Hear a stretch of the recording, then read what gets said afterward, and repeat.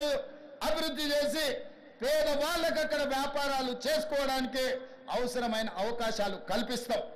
మరి ఇవాళ మూసీ పరివాహక ప్రాంతంలో పేదలు ఆక్రమించుకొని ఉన్నారు. జిల్లాల నుంచి వచ్చి ఇల్లు కట్టుకొని ఉన్నారు. రూపాయి కూడబెట్టి గుడిసెలేసుకొని బ్రతుకుతున్నారు.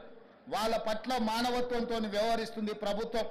మూసీ నాలలో ఉన్న శాశ్వత నివాసదారులు ఎవరైతే ఉన్నారో వాళ్ళందరికీ డబుల్ బెడ్రూమ్ ఇల్లు ఇచ్చే బాధ్యత ఈ రాష్ట్ర ప్రభుత్వం తీసుకుంటుంది. దాదాపుగా 11,000 మంది అక్కడ ఇల్లు ఉన్నాయి.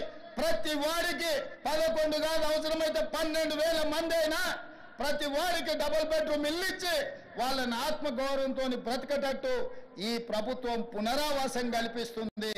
అట్లాంటి కార్యక్రమాలలో ఇవాళ శిక్షణ పొందిన ఈ ఎస్ఐలు ప్రజల సహకారం కోసం మీరు బాధ్యత తీసుకోవాలి. అదేవిధంగా ఎక్కడైతే ఆక్రమించుకున్నారో మూసీలు, ఎఫ్టీఏలు, బఫర్ జోన్ నాలాలో ఉన్న వాళ్ళు తొలగించండి.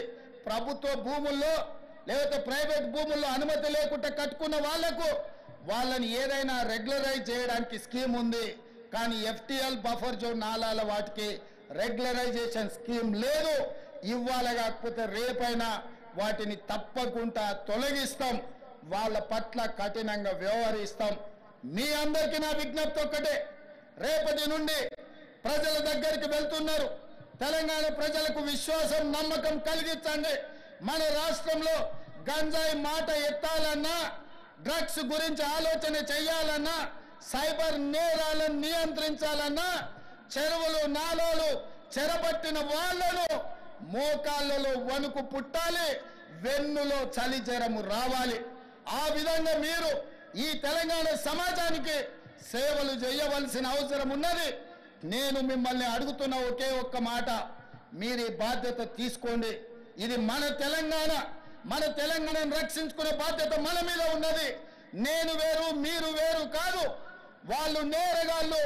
ఆ నేరగాళ్లను పట్టుకొని అడ్డు తొలగించే బాధ్యత మీది, నాది. ఈ వేదిక మీద ఉన్న పెద్ద అధికారులది.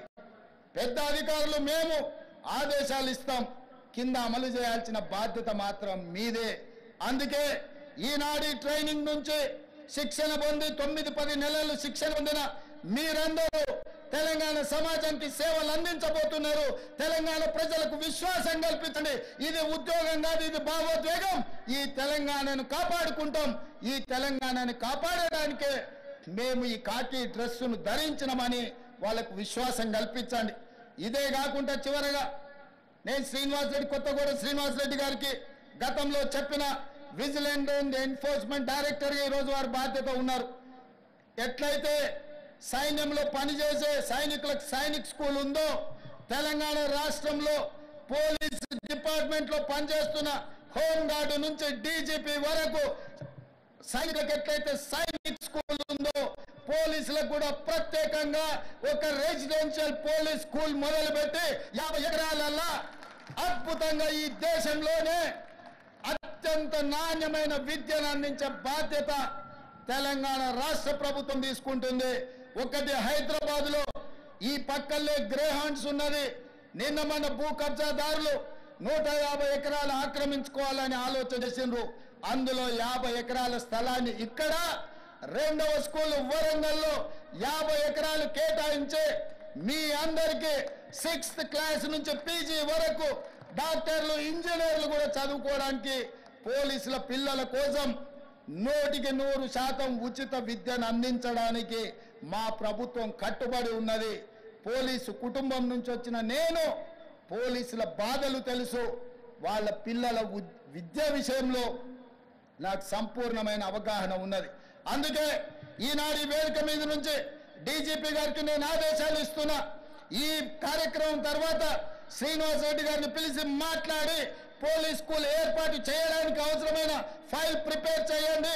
50 ఎకరాల స్థలాన్ని కేటాయించడానికి అవసరమైన చర్యలన్నీ తీసుకోండి.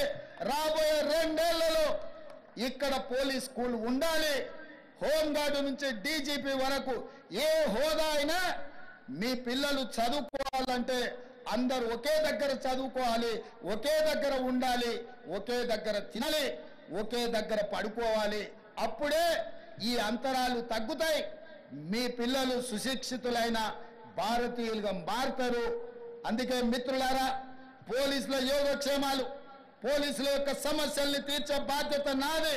మీరు నిశ్చింతగా ఉండండి. డిపార్ట్మెంట్లో ఉన్న ప్రతి సమస్యను ఒక్కొక్కటిగా పరిష్కరించి మీకు ఒక మంచి గౌరవాన్ని పెంచే విధంగా, మీ సమస్యల్ని పరిష్కరించే విధంగా ఈ ప్రభుత్వం పనిచేస్తుంది. మీరు తెలంగాణ సమాజానికి